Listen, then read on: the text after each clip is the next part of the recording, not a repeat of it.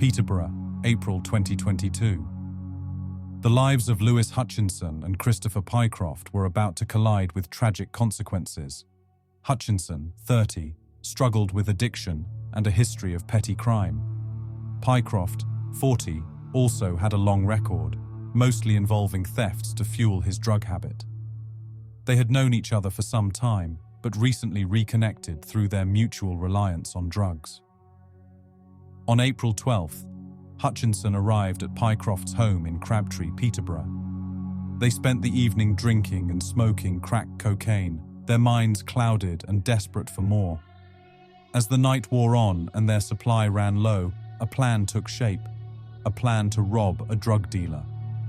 Hutchinson assured Pycroft he could get a gun, and he left, returning shortly with a shotgun. Pycroft made the call to a county lines operation known as the Turks, setting up a delivery. Just after midnight.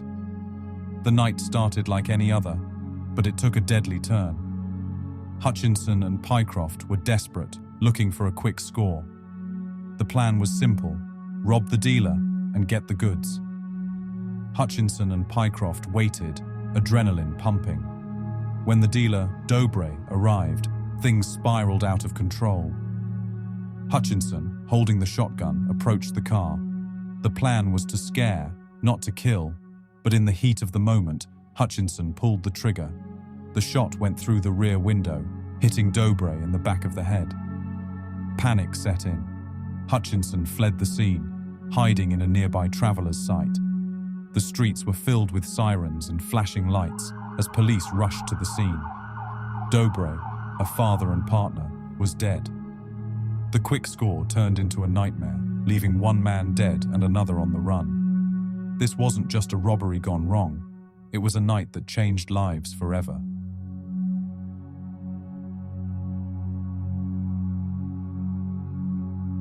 The stage was set for a night that would end in tragedy. Lewis Hutchinson and Christopher Pycroft had hatched a plan, driven by desperation. They were after drugs and cash.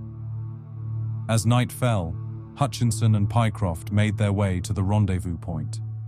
Tension filled the air. They were armed with a shotgun, a crude and deadly weapon, and they were ready to strike.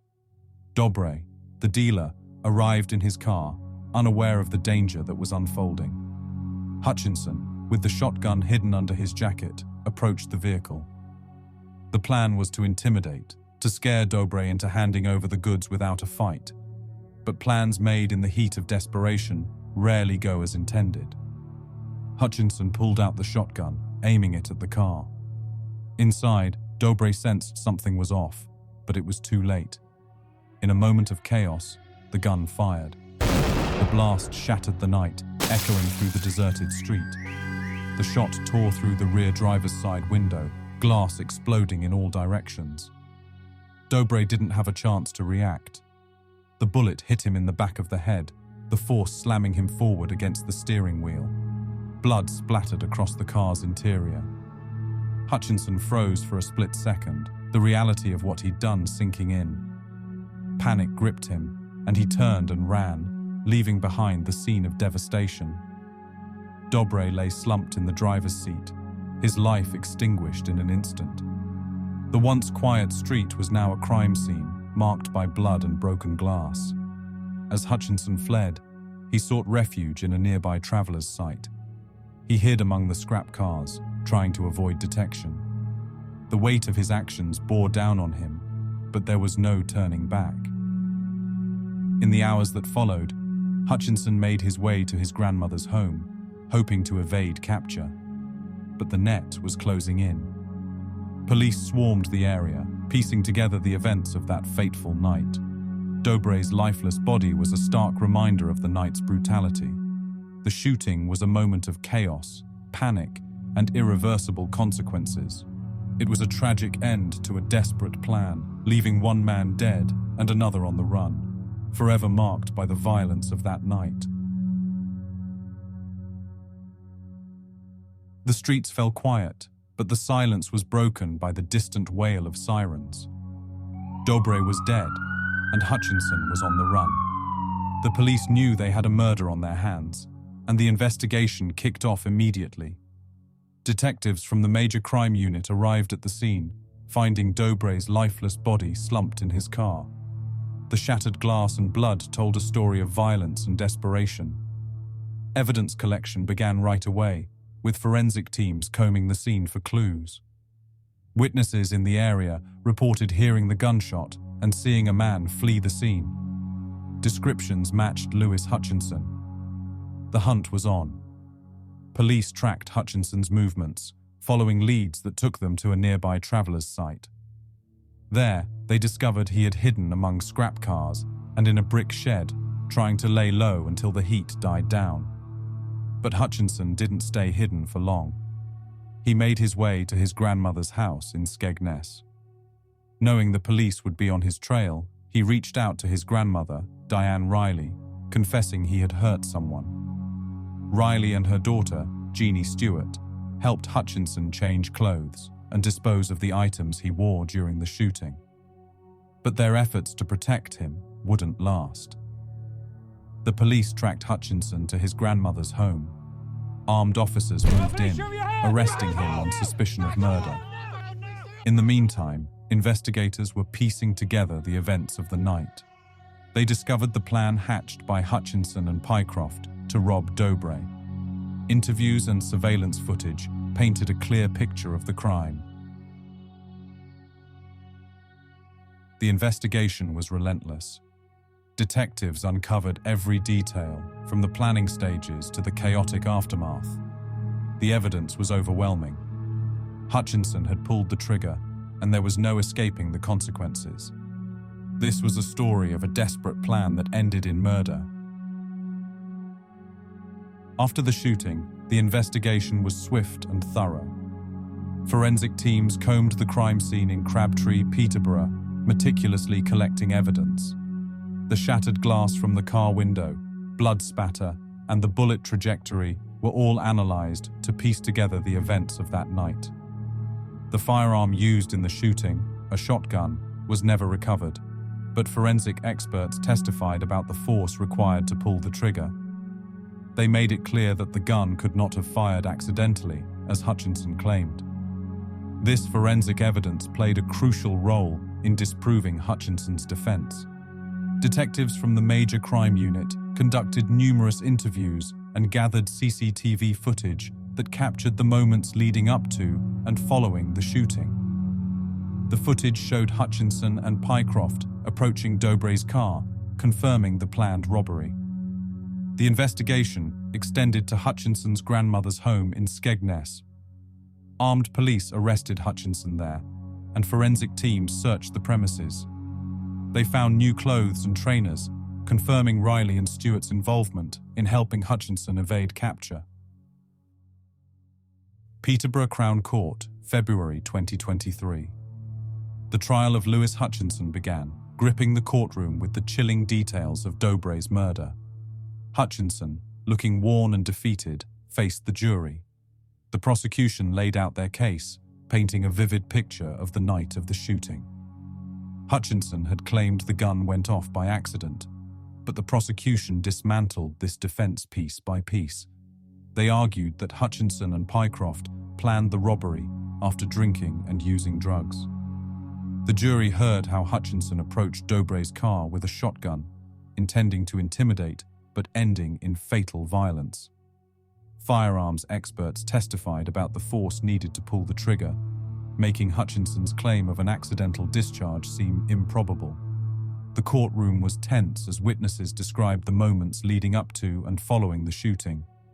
Hutchinson's attempt to flee, hiding at a traveler's site, and the involvement of his grandmother and aunt in covering his tracks added to the damning evidence. The defense tried to paint Hutchinson as a man caught in a desperate situation, but the jury saw through the lies. After a day and a half of deliberation, the verdict was unanimous: guilty of murder and conspiracy to commit robbery. The sentence was life in prison.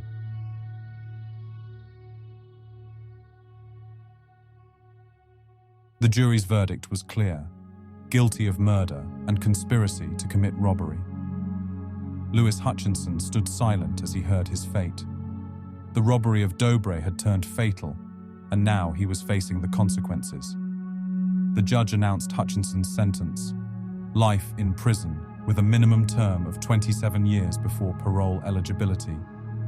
Christopher Pycroft, Hutchinson's accomplice, admitted to conspiracy to commit robbery and was sentenced to 15 years in prison.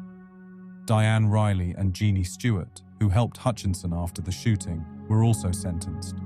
Riley received 3 years for perverting the course of justice, while Stewart was sentenced to 2 years for her role in the cover-up.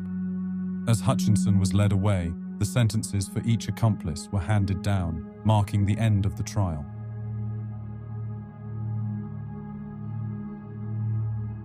Lewis Hutchinson, sentenced to life with a minimum of 31 years, is now part of the long-term inmate population. His days are structured by the rigid routines of prison life. Hutchinson, who had claimed the shooting was accidental, now has to navigate the prison hierarchy, where respect and survival are often hard-won. The reality of spending decades in confinement is starting to sink in, with little hope for early release. Hutchinson's background of drug use and petty crime didn't prepare him for the severity of a murder sentence. Inside, he's a marked man, known for the high-profile nature of his crime. The brutality of his actions has made him both notorious and vulnerable, forcing him to watch his back constantly. Rehabilitation programs and educational opportunities offer some distraction, but the road ahead is long and uncertain. Christopher Pycroft, who received a reduced sentence of 5 years and 3 months for his cooperation with the authorities, faces different challenges. Though his sentence is shorter, Pycroft's time in prison is marked by the stigma of being a grass. His decision to testify against Hutchinson has not been forgotten by other inmates, making his prison term fraught with tension and potential danger.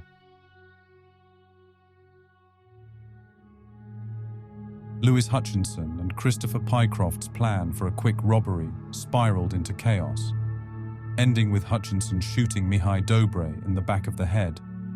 The aftermath saw Hutchinson fleeing and seeking help from his grandmother and aunt, who tried to cover his tracks. The law quickly caught up with all involved. Hutchinson was handed a life sentence. Pycroft, who turned witness for the prosecution, received 5 years and 3 months. Diane Riley and Jeannie Stewart, for their part in aiding Hutchinson, were sentenced to 9 months each.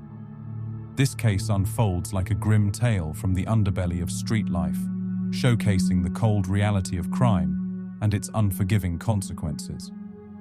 No glamour, no glory, just a series of bad decisions leading to prison bars and broken lives.